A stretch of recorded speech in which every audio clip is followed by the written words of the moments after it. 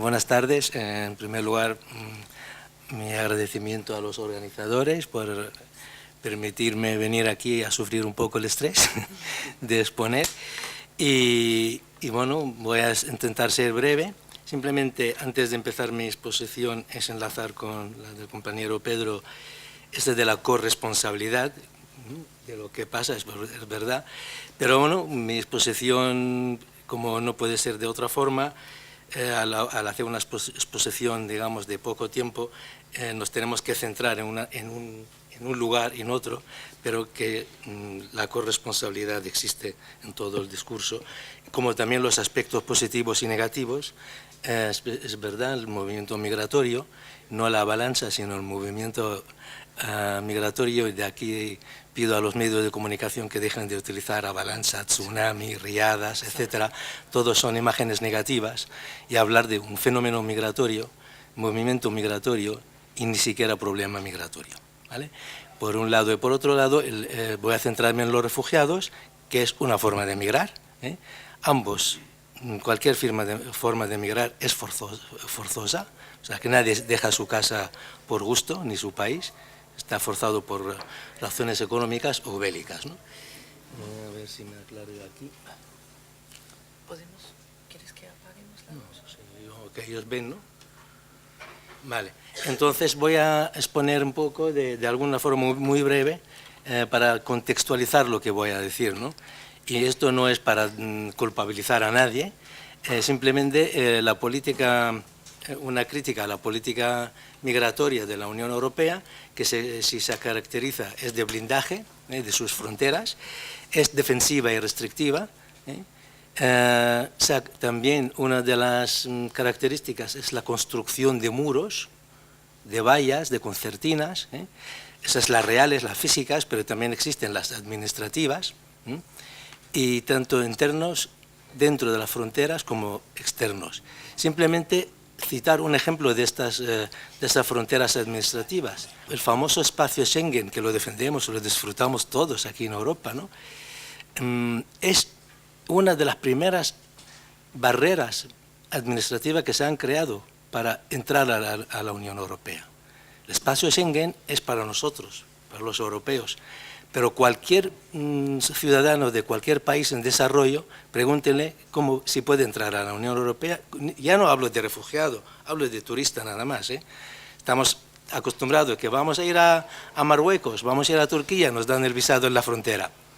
Pues cualquier persona que quiere venir de turismo tiene que pasar filtros y filtros, y muchos países, uno de ellos España, ha externalizado incluso la expedición de visado y la han dejado en manos de una empresa privada. O sea, ni siquiera para pedir visado te puedes acercar a la embajada de muchos países europeos. Entonces esos son los muros, ¿no? Y una de las consecuencias, que lo vamos a ver adelante, es las mafias. Las mafias han surgido antes del conflicto sirio. Los que venimos trabajando con el tema de migración de hace más de 20 años, llevamos 20 años hablando de las mafias. Los refugiados sirios o iraquíes o afganos están utilizando las mismas rutas creadas por las mafias de migratorias. Es una consecuencia de la política de la Unión Europea, las mafias. Es decir, lo que no podemos tener el cinismo de criticar las mafias desde la Comisión de la Unión Europea, cuando la estamos alimentando. Es una consecuencia de la política de la Unión Europea, las mafias. Porque claro, si tú das visado, tú dejas acceso a solicitar visado, la mafia dejaría de existir. La mafia vive de los blindajes. Otra característica de la política de la Unión Europea es que no respetan sus propios valores de democracia, de igualdad, de libertad, de equidad. Se han cerrado sobre sí misma y se ha blindado. Tampoco respeta los acuerdos internacionales de derecho a la migración ni al asilo, como el artículo 13, el artículo 14, por ejemplo, y 15 de la Declaración Universal de Derechos Humanos. Ni la Convención de Ginebra, ni siquiera los propios acuerdos de Dublín 1, 2, 3, etcétera, etcétera. Y también se ha instalado en la retórica del miedo. Está sembrando el miedo en la población, en su propia población.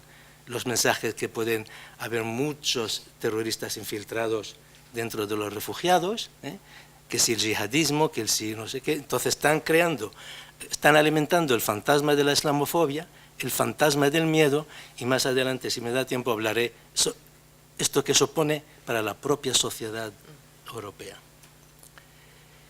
Consecuencias, no vamos a ver los campos de refugiados, hacinados, simplemente hace búsqueda en Google y veis, por ejemplo, los campos de refugiados de Jordania, del Líbano, de Turquía, un hacinamiento tremendo.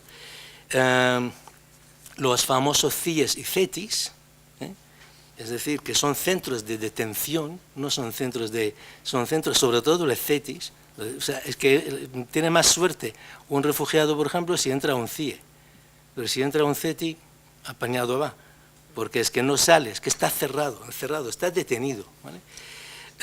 Las mafias, como he dicho antes, por lo tanto hay una pérdida de seguridad, pérdida de la dignidad humana, por el maltrato recibido, por los insultos, por las agresiones. El recorrido es lleno de peligrosidad, está tremendo, y no solamente hablo por reflexiones personales mías o por haber escuchado a refugiados que atiendo, sino es que en mi propia familia tengo refugiados, es decir, mi propia familia está repartida a lo largo del mundo. Y entonces sé cómo han pasado, cómo han recibido incluso palizas de la policía húngara, primos míos, etc. O sea, que existe. El riesgo también dentro de este movimiento, es, como siempre, quien más paga, incluso las mujeres y los menores. Incluso mujeres han tenido abusos sexuales, violaciones sexuales por propios refugiados. Un cabeza de familia que atendía en Almería, que ahora ya no está en Almería, se fue a Alemania, como la mayoría, decía que sus hijos, que son pequeños, que han vivido cosas atroces en la guerra, ¿no? Pero el miedo, más miedo han tenido dentro de los campos de refugiados, de ver de las peleas, incluso a base de navajas, etc. Porque claro, además está estudiado y científicamente demostrado, cuando hay hacinamiento se va generando violencia, ni siquiera estrés y ansiedad, sino actos de violencia. Y la muerte, etc., pues las muertes que hablamos del cementerio del Mediterráneo, pero que esto era también antes del fenómeno ahora, desgraciadamente, que ha descubierto todo esto ahora el conflicto sirio, ¿no? Sino esto existía antes, en la época de los 2000, en la década del 2010 por ahí, por ejemplo, o sea, los primeros 10 años del siglo XXI, veníamos hablando de 2 muertes diarias en el Mediterráneo por pateras. Es decir, que no es ahora, esto ya lleva tiempo, ¿no? Llueve sobre mojado. Por lo tanto, tenemos como secuencia múltiples traumas. Famosas concertinas, y como dice el eslogan de Amnistía Internacional, no hay muros ni murallas que impiden la ansia de vivir. Aquí, como tenemos el campo del Zatari, en Jordania, todo esto va creando contextos de vulnerabilidad. O sea, se va sometiendo a las personas a un contexto de un cúmulo de estresores, como estas imágenes que estamos viendo, no dejan de ser estresores a las personas que viven todo esto, ¿no? Sobre todo los niños y también las mujeres, ¿no? Entonces, las situaciones estresantes, como he dicho, que son una serie de estresores que quiero llamar la atención, que lo desarrollaré en otra diapositiva, que tener en cuenta que se caracterizan por ser múltiples, duraderos y muy intensos. Esto de los que generan, digamos, contextos de vulnerabilidad. ¿Qué impacto esto va a tener sobre la persona, la familia, incluso el proceso de adaptación, inclusión de un refugiado o de un inmigrante? La condición de refugiado o de inmigrante por sí misma no es sinónimo de algo patológico, puede ser enriquecedor, incluso la experiencia migratoria. Pero no podemos evitar de pensar que son una serie de acontecimientos vitales, estresantes, como acabo de decir, que van generando ansiedad y frustración, que también lo iré desarrollando más adelante. También, como dicen Greenberg y Greenberg, al hablar del fenómeno migratorio sobre todo, que puede estar, considerarlo como traumatismos acumulativos de tensión, es decir, que no es dependiendo de las experiencias, ¿no? Entonces es como un vaso se va llenando poco a poco, frustración tras frustración, un estresor sobre estresor, llega un momento que la persona puede no aguantar más y romperse, ¿no? Si a esto añadimos situaciones extremas y de abandono administrativo, de abandono incluso social, por lo tanto tenemos el riesgo del famoso trastorno de estrés postraumático y otras enfermedades mentales, ¿no? Ayer mismo tuve la desgracia de atender a una mujer de 23 años, refugiada, desarrollando un potente síndrome postraumático, ¿no? El impacto que se rompe, que para mí es que la persona llega un momento, pues se rompe, hay riesgos de suicidio, riesgos de soledad, va afectando a la autonomía de la persona, a la autoestima personal. ¿Por qué la autonomía? Es decir, me voy a poner en el recorrido final, es decir, que después de haber hecho toda la ruta y llega a España, y tiene la suerte, no va ni a CIE ni a CETI, sino va a un centro de acogida, que suelen, claro, pero como cualquier centro tiene su normativa, tiene sus normas, tiene sus reglas, y además solicita el asilo. Este espacio que transcurre, este mensaje que muchas veces que no sabemos dar porque ellos preguntan mucho, y la respuesta muchas veces que le damos, que trabajamos con ellos, muy ambigua, que no sabemos, que esto depende, espérate, el por qué a este le han dado y a mí no, es decir, esta sensación de no tener futuro, de no saber qué va a pasar mañana. Imaginaros cualquiera de nosotros que se ponga y decir, yo no puedo planificar para mañana nada. Vamos, que esta sensación, al menos yo para las personas obsesivas del orden como yo, me da ataque. Es decir, que no poder planificar mi vida ni para el día siguiente ni para dentro de una semana. Esto hablando yo con familiares míos, tenía que hacer intervenciones telefónicas para calmarlos. Es que esto...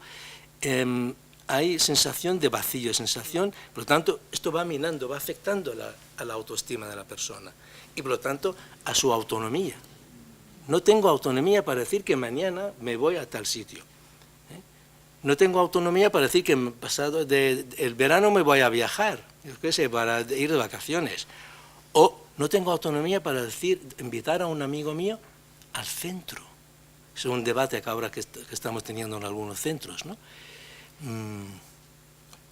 Es decir, que incluso es verdad, es que son normativas, que yo me acuerdo cuando estuve en Dinamarca, fui a ver a un hermano mío que estaba allí, tuve que pedir el permiso de que la autorizasen, de que poder recibirme en el centro y invitarme a comer. Sí, vamos a ver, imaginaos esto en una situación, una familia con hijos y tal, que ya hablaré también un poco, como los roles paterno-filiales se van afectando también, ¿vale? Y esto va a afectar al desarrollo de la evolución de los niños. Como habéis leído todo lo que hay, como claro, la interacción familiar se va también resintiendo porque toda la familia está formada por personas y todas las personas están afectadas, pues su interacción muy patológica, está muy mal. Y su relación con el contexto exterior y si además con cosas que no se entienden y además y fundamental para los niños necesitan tener figuras como guía y protectores. Y estas figuras, que suelen ser los padres, los adultos de la familia, viven una situación conflictiva, de estrés, de baja autoestima, de no saber, si ni ellos deciden sobre su quehacer diario, ¿cómo van a dar esta figura de protección y guía a los niños? No la pueden dar. Y por lo tanto, la evolución, la socialización, la individuación de los niños está bastante tocada también. Porque los vínculos,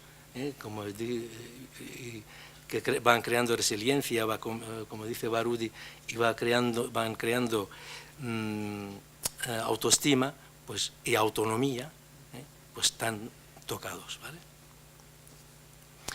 En esta diapositiva voy a centrar en esos tres aspectos.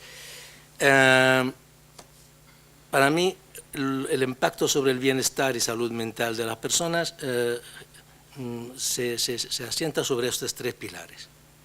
El estrés, los factores, los estresores, como he ido diciendo a lo largo de los pocos minutos, y sobre todo, porque estrés, o sea, las personas sin estrés, sin ansiedad, sin frustración, no existimos, seríamos marionetas. O sea, algo de estrés, algo de ansiedad, e incluso hasta la frustración de nuestros objetivos.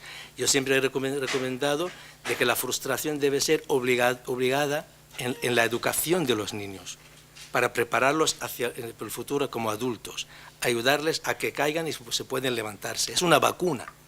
O sea, la frustración es necesaria, pero claro, cuando es, digamos, fisiológica, ¿no? Y entonces, por lo tanto, el estrés en sí no es nocivo, sino cuando, como he dicho antes, la multiplicidad, cuando no es un estresor, sino varios estresores, múltiples estresores. Cualquier acto de la vida puede ser estresante, ¿no? Pues yo, por ejemplo, en la charla esta, que ahora puedo estar estresado, pero sé que dentro de 10 minutos me callo y ya me relajo, ya no hay estrés, ya, bueno, pues ya como haya salido la cosa, ¿no? Pero si en lugar de otro y otro, varios estresores se van acumulando, ¿vale? Entonces ya el afecto es acumulativo. Pero si a esto le añadimos que duran, no es igual durar media hora, durar un día, durar un mes, que durar un año o dos, ¿vale? Entonces, la duración también llega un momento que rompe esta capacidad de resistencia o de resiliencia de las personas. Y además, si estos estresores son muy intensos, la intensidad, sobre todo la vivenciada por el sujeto, y entonces, bueno, pues ya estamos en un extremo, es decir, que dependiendo de estos tres factores del estrés, podemos hablar luego de contextos de vulnerabilidad, cuando hay realmente multiplicidad, bastante tiempo y muy intensos, y ya dentro del contexto de vulnerabilidad, cuanto más negativos estos tres factores, más extrema el contexto de vulnerabilidad y por lo tanto cuando ya afecta a la persona. Afortunadamente las personas se caracterizan en general en muy buena capacidad resiliente, de adaptación, de afrontamiento de los problemas, pero la capacidad pues llega un momento que se puede romper. Todo esto va generando ansiedad. La ansiedad, como he dicho antes, es necesaria, la que nos mantiene a tono, la descarga de adrenalina, etcétera, etcétera, ¿no? Pero también, según Greenberg, en estas situaciones hablan ellos de tres tipos de ansiedad, como lo veis ahí reflejada: la depresiva, la paranoide y la confusional. La depresiva fundamentalmente se genera por la pérdida masiva de vínculos, de seres, de objetos a los cuales la persona estaba vinculada, incluso calles, edificios. Lo que diferencia, por ejemplo, esta ansiedad depresiva del migrante económico, por ejemplo, que del refugiado. El migrante económico, cuando cierra los ojos, ve imágenes de su calle, de sus amigos normales. Y el refugiado lo que ve, edificios destruidos, muertos, y cadáveres, ¿no? Entonces, Entonces, esta pérdida masiva genera depresión y obliga a un trabajo de duelo que tiene que realizar la persona. La ansiedad paranoide se genera por el contexto de vulnerabilidad, sobre todo por el contexto social que le recibe, la xenofobia, el hostigamiento,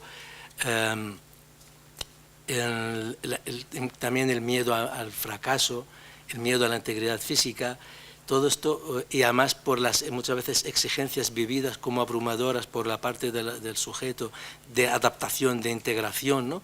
Entonces todo esto le va generando desconfianzas, y además si hablamos del solicitante de asilo que no sabe si le van a dar el asilo o no le van a dar asilo, le van a dar la tarjeta roja, no le van a dar la tarjeta roja, ¿qué va a pasar con él? Entonces va generando digamos, desconfianza. Esta desconfianza puede generar incluso actuaciones, bueno, pensamientos paranoicos, ¿no?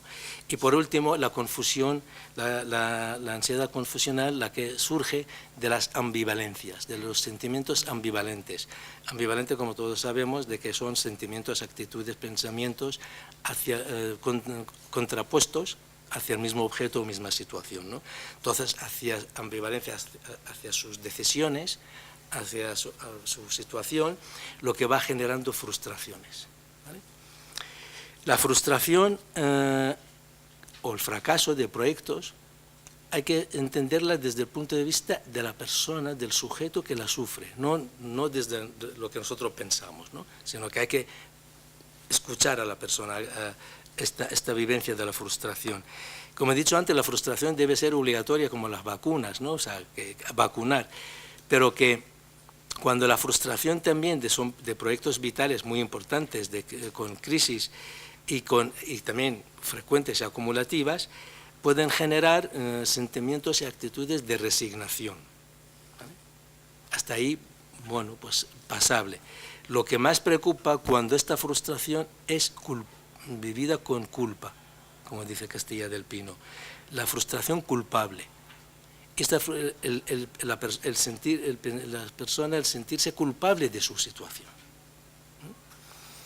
Y este sentimiento de culpa muchas veces viene producido de las reflexiones de la propia persona cuando se hace balance de lo que uno hizo a lo largo de su vida y si hizo bien o mal y responsabilizarse y sentirse culpable de lo que hice. Yo he atendido a refugiados sintiéndose culpables de haber salido, por ejemplo, de Siria.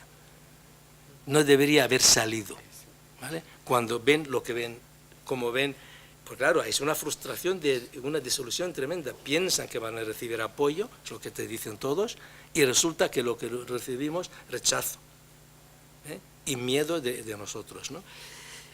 Porque es diferente el modelo de Canadá, que es para copiar, ¿vale? Para el chapeau. Entonces, y luego otro factor de sentirse culpable uno, la frustración, es la que viene desde el exterior, que el no haber salido, ¿quién te ha dicho que vengas? O al estigmatizarle, al actuar con miedo y con exclusión, entonces le estamos culpabilizando. Y esta frustración culpable incluso la vemos cualquiera que si tiene tiempo de vosotros y puede acercarse a alguien sin techo, estas personas invisibles que tenemos todos en la calle, y preguntarles cómo se sienten culpables muchas veces por su situación en la calle, ¿no? Vale. Todo esto puede generar, pues, no voy a enrollarme, sentimiento de soledad, como le he dicho antes, riesgo de suicidio. Lo único que voy a desarrollar un poco es la fatiga, lo que llamo fatiga cognitiva y afectiva, que se caracteriza por irritabilidad, rabia contenida, crisis de ansiedad, incluso a veces episodios de agresividad, de violencia, apatía, la persona que está apática, embotamiento emocional, bloqueo afectivo, déficit de atención y de memoria, somatización y tal. Si pongo esto es por dos motivos importantes. No voy a seguir leyendo, la podéis leer vosotros. Es porque, teniendo en cuenta este fenómeno, debería ayudarnos si atendemos si trabajamos con inmigrantes o con refugiados, que comprender estas reacciones. Que muchas veces la gente piensa que son agresivos, gente piensa que, oye, que no te miran, no te atienden, hay que repetir las cosas muchas veces, que son muy quejicas, etc. Y entonces, tener esto en cuenta, que esto puede ser una reacción, una fatiga, porque tienen que estar constantemente, además es uno de los factores, aparte de todo lo que he dicho, el que constantemente la persona cognitivamente se agota, porque tiene que estar pensando constantemente si está actuando bien o mal. Si lo que hace, lo que dice, lo entienden, y si está dentro de las normas sociales donde uno vive. Y esto es agotador, y os lo digo por propia experiencia como inmigrante que cuando vine hace 47 años a este país. Es, vamos, muy agotador. Entonces todo esto puede ser solamente esto, o puede ser ya la puerta de entrada del estrés, del trastorno postraumático. Entonces tenerlo en cuenta por dos estos motivos, de comprender su comportamiento y tener esto en cuenta, y si esto vemos que se repite, tal, pues quizás habrá que ser valorado por algún dispositivo de salud mental. Voy a saltar ya, que eso lo dejo ahora del debate, ¿no? Que ya he dicho de alguna forma, esta la desarrollé de otra forma. Y son simplemente esta diapositiva y ya dejo el resto para después. Para mí, que siempre se habla sobre cuando se habla desde el punto de vista sobre todo de salud mental y tal, se habla del sujeto, lo que hasta ahora he hablado, de las personas que se mueven. ¿Y qué pasa en la sociedad europea? Como consecuencia de la política de los gobiernos y de la Comisión Europea y de la política de la Unión Europea. Porque el instalarnos en la retórica del miedo, por ejemplo, lo que está generando miedo en la sociedad europea. El aislamiento, el blindaje nunca ha sido bueno. Es simplemente uno pensar que sobre si yo, en lugar de estar conectado con mis vecinos, me encapsulo en mi casa, ¿no? No dejo nada de entrar, acabaré siendo parana. Es que cualquier movimiento estoy pensando, oye, van a entrar, van a no sé qué. Y entonces, este discurso y además el no respeto a los valores, porque yo que oigo mucho hablar de crisis de refugiados. ¿Pero qué crisis de refugiados? Será crisis de valores, ¿no?, de la Unión Europea. Es decir, el no respetar los propios valores de la Unión Europea, entonces está revirtiendo negativamente en la Unión Europea. Está dando, como por ejemplo, los acuerdos con Turquía, con todo esto, le está dando, está revirtiendo el agua en los molinos de los populistas y de los xenófobos. Porque estos no van a disminuir sus votos. Es que si estamos en el mercado de los votos, el hacer políticas restrictivas, el seguir con la retórica del miedo, no nos va a dar a los partidos demócratas más votos. No, porque esto lo van a aprovechar, y de hecho lo han aprovechado, los de Pegida, los de Francia, Le Pen and Company, están aprovechando que es un éxito de sus exigencias. Por lo tanto, el recular, el hacer política más restrictiva no te va a dar más votos, sino todo lo contrario, que le va a dar más votos a los populistas y le va a dar más aire. Todo esto miedo al otro y tal, lo único que puede agravar la salud mental de la sociedad. Va a volver una sociedad desconfiada de los otros, más todavía, porque el miedo al otro lo tenemos en nuestra composición como psicología. O sea, nosotros, todos como personas, necesitamos al otro para ser lo que somos. Necesitamos al otro, pero también tenemos miedo al otro, ¿vale?, que nos invade y tal. Entonces, aprovechando esto, que lo único que va a aumentar digamos, las actitudes xenófobas, incluso hasta conductas agresivas y persecutivas ya está, lo dejo, ¿no? ¿Vale? Y lo dejo para el debate, lo que podemos hacer. Pues muchísimas gracias, Nabil.